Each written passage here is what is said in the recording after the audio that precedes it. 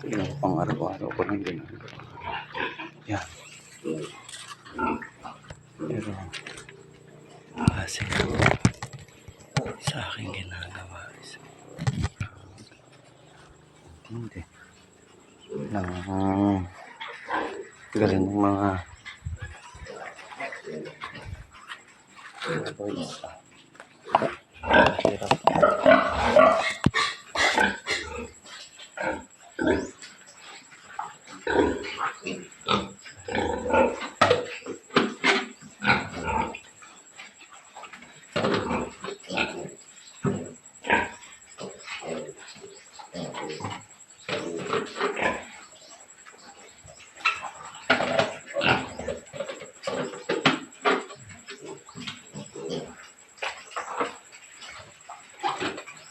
Nga pala yung betadine.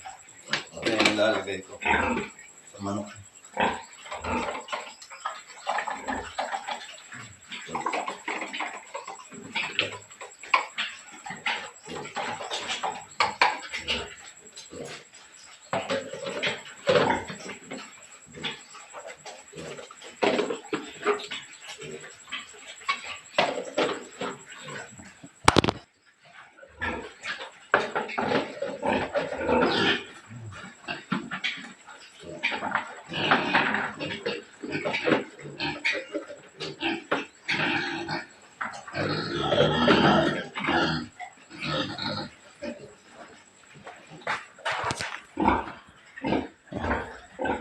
Tapos dadala ako dun syempre. Yan, pumipitaw na siya. Hindi pwede yan.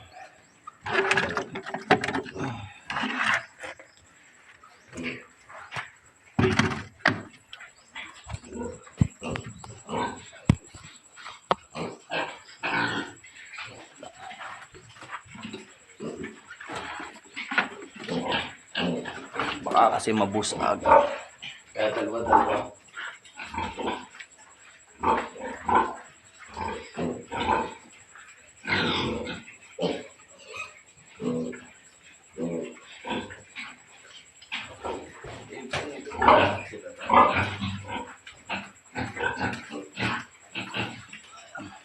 Vitamins to eh. Antay. Sa pool kasi nag-alaga ako na rin. Nilalagyan ko na ng pangontra agad sa sipol.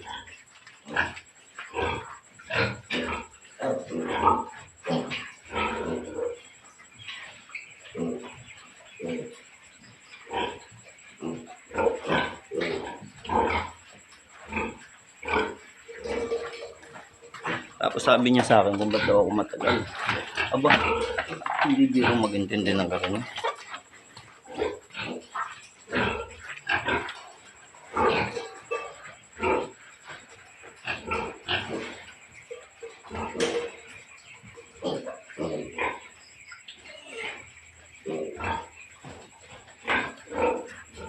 Siya nga pala yung ginagawa ko pa inuman. Tapos, para kasi ay pero kahit yung siyam na yun, halos isang banyera yung natubig. Naubos yung nagagyan sa ito.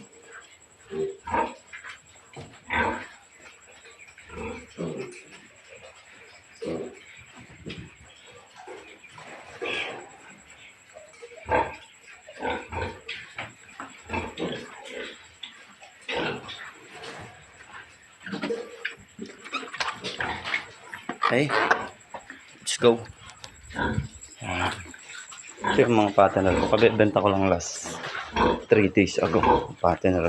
Mababa pa dito ang presyo sa bako. Sa Mindoro. Yan ang mga manok ko na inaalagahan. Okay naman. Nalagay ko pa rin naman din sa B. Wait lang ha. Ako lang ay mag-aayos ng mga parin naman. Nalagay ko muna siya dyan. Cellphone. Papatak. Mga magsisirin sa mga pilit-pilit ko nilalagay. Kasi mabilis silang umiyan. Halos na nila yan sa magdamag. At Saka ingat din lang sa lalagay ng mga painom, patuka. Baka matapakan ang mga manok eh. Tapos kailangan nakapatan sila.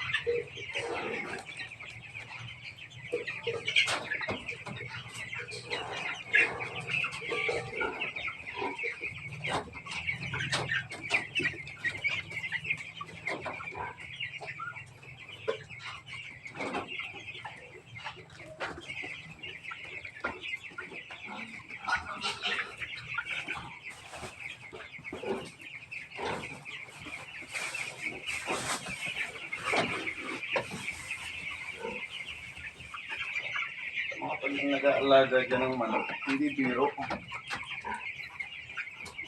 Hindi biro kung mag-aalaga ng manok.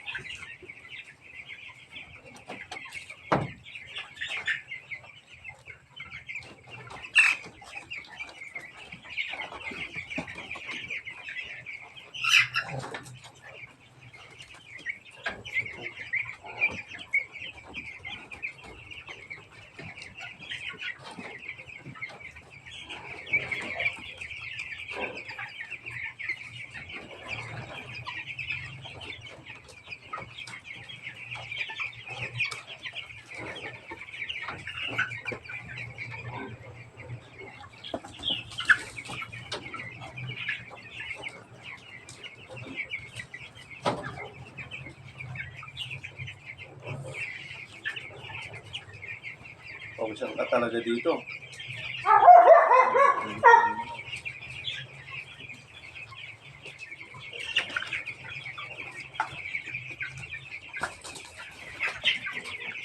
Tapos hindi pa dito yan.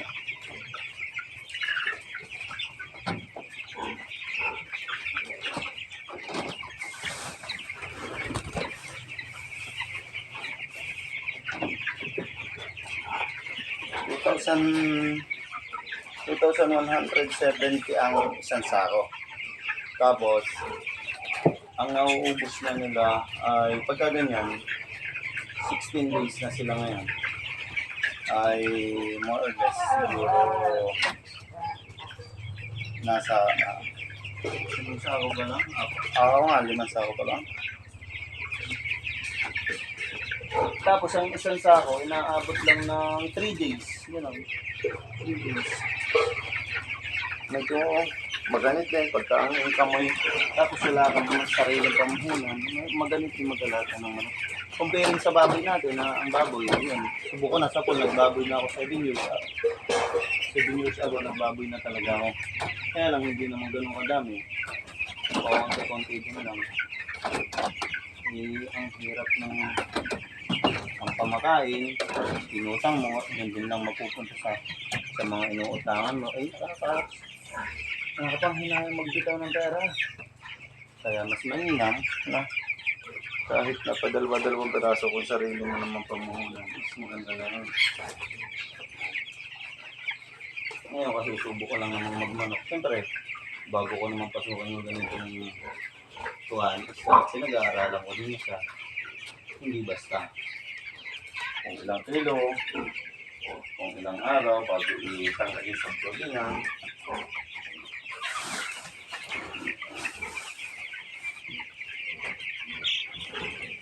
Ibang last power siya talaga.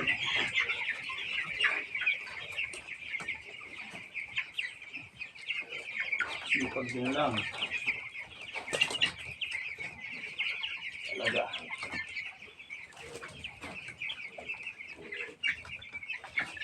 Tapos yan, pag titignan nyo sa ilalim ng poultry ko, sa mini poultry, marami siyang sayang na patuka. So, 5 kilo na to. Pagka ganun to 5. Pero ito, sa halos sa umaga, mati na rin, matira. Matira na rin siya.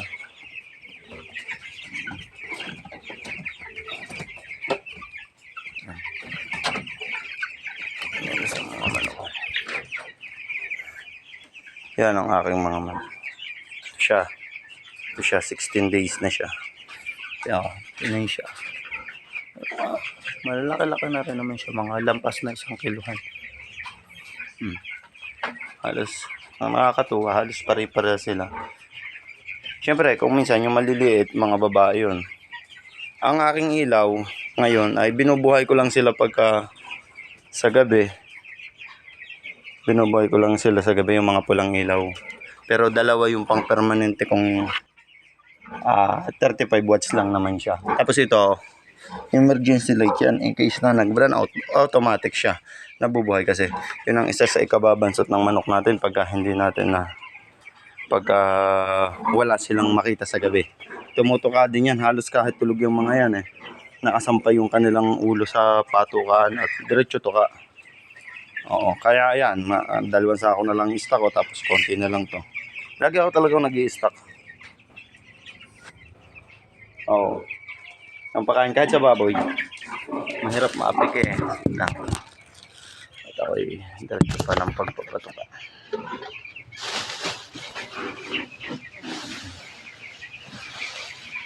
Kung mapapansin nyo, laki ng tabo ko. Pinupuno ko talaga sila ng patuka. Para kahit iwanan ko umaga sa magdamag, hindi ako nag-aalala. Yan, mga pato, mga painuman ko naman. At saka pansin nyo yung aking aking maliit na kulungan. May speaker ako dyan. Sila ay binalot ko ng welded wire. Yan. Halagyan ko yan.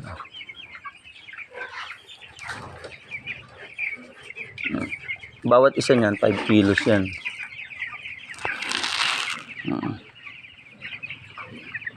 Hindi maiwasan yung walang tapon. Kung mahinayangin ka sa patuka, ay hindi maiwasan yun talaga. Yung may tapon ang pag naglalagay ka sa ilalim. Naku, napakadaming tapon.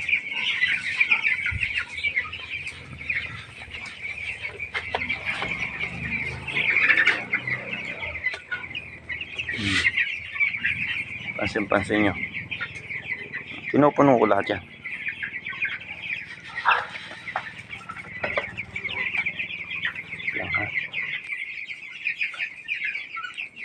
Yan, may mga patukaan pa akong stock dyan in case na malalaki na sila. Pinagandaan ko na agad na. Welded wire yan. Bukod pa dun sa net, sa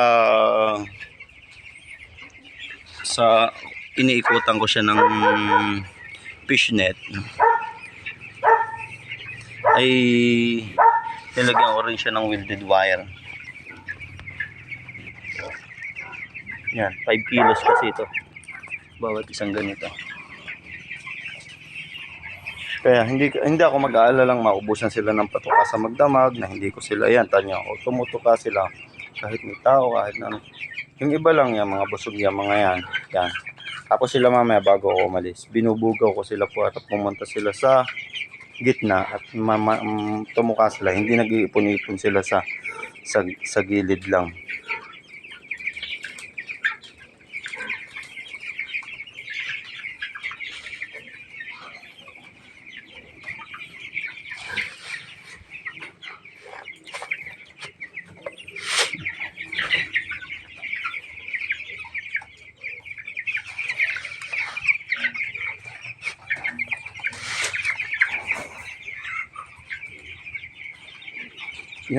Tama, may makukulit na talagang pupunta pa sa paa mo. Tama. Talagang may makukulit na magpapabebe. Hmm.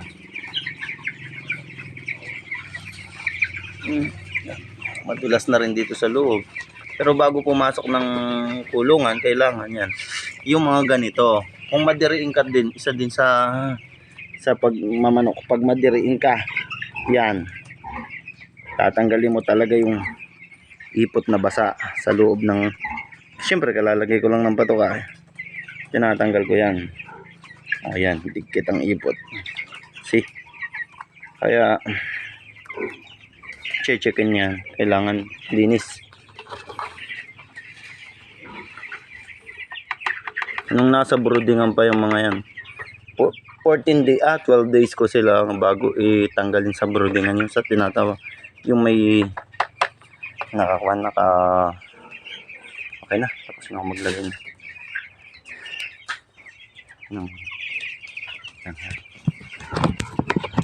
Pawisan agad eh. Agad ko mo. Pagdali ako mo ng bato.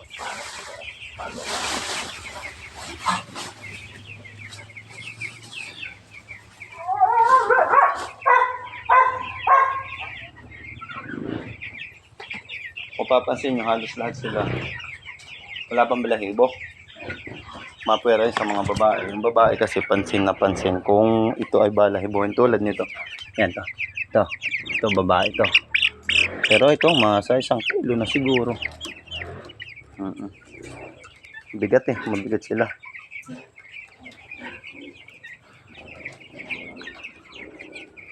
Yan. Okay naman yung spacing nila. Hindi sila mag-iipitan. Hindi ako matatakot na sila ay yun, may isang mortality. Hindi nawawala yan. Tingnan mo ba naman? Tingnan nyo ba naman yung manok na yan? Nagugulat. Tama, walang balahibo sila. Pero may mortality isa. Katabi nun. Hindi nawawala sa manok. Mortality na ganyan.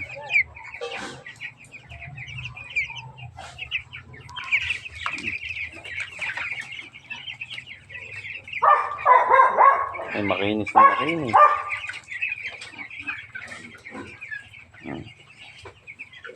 So, tapos niyan, bababa ko naman yung mga ilaw.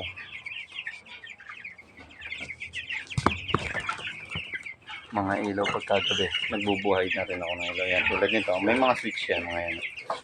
Pag binuksan yan, may kanya-kanya na. Yun na lang yung ginaya ko para madaling igaya ko.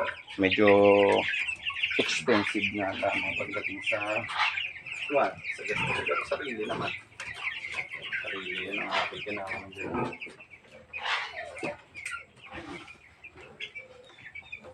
Binubuksan ko din yung pagkagabi na. Kasi hindi natin masabi yung magdamag kung magtatagulan, magtatagan. Parang naka-ventilation nga kung mapapansin yung taas. Ventilation pero naka-welded wire din siya. Para nilagyan ko lang siya ng siwang. So, kaya kailangan maglagay ako talaga ng ilaw na ganito sa gabi. Sa araw naman, ang dalawang bukas na lang siya. Bukas na lang din yung dalawang ilaw na nasa bar.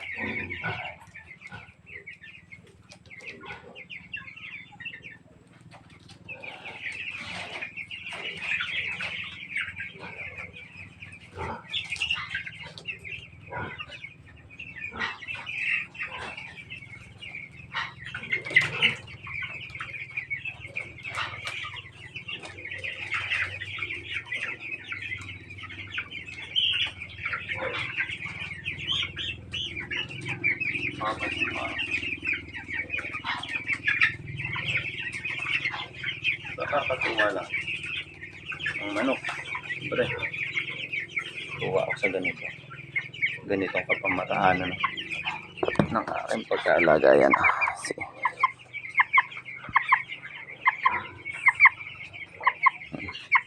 Tingnan nyo sila. Laki kasi. Tapos tamad na siya. Halos kasi laki na siya ng kamoo ko. Malaki pa sa kamoo ko talaga. In personal. Yan sila. Hindi sila nagtatatayo. Gano. Yan yung bukas lang na ilaw sa akin. Yan. Ito. 5. Sa 50 watts lang. 50 watts. May 200 watts ako plus 30. Malaki din ako ang konsumo ng kuryente. Siyempre, doon ako sa pamiho. Kasi hindi ako mag-aalalang magdamag. Ganyan.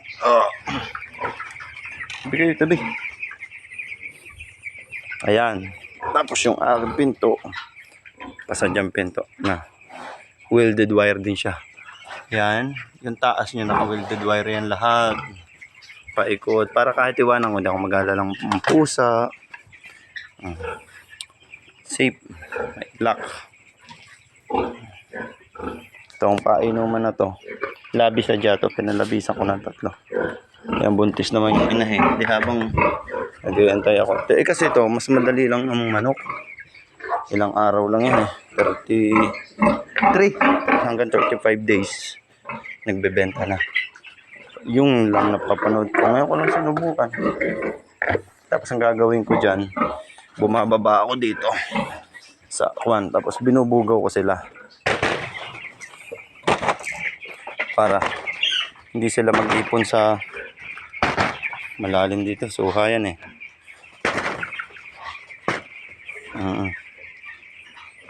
Hindi lang ako makapunta sa kabilang suha.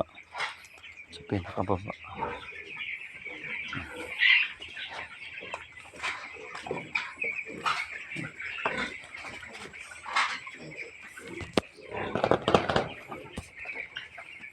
Tapos sasarahan ko na siya. Pag nabugaw ko na sila, nasa gitna na sila. Tama, tatakbo sila Hindi ako mag-alala lang iipon-ipon sila. Ganyan. Ayun. May naglalaro pa. Yan. Yun, may napunta na sa ilaw. May nilalamig-lamig na rin. May nainom. Minato ka. Tapos, sasarang ko na siya.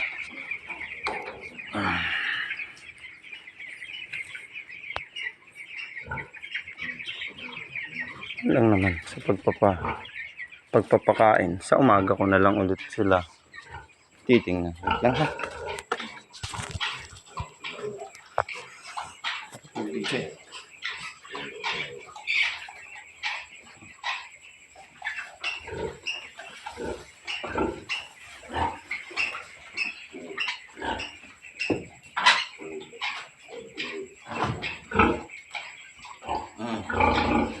See? Tapos yung mga tira kong ito. Yung mga tira ko nga palang pinagpapainuman sa manok. Pinagkawan ko rin sila. Iinom ko sa mga baboy para hindi naman sayang yung vitamins. Yan baboy. Ito, bagong walay ko lang yan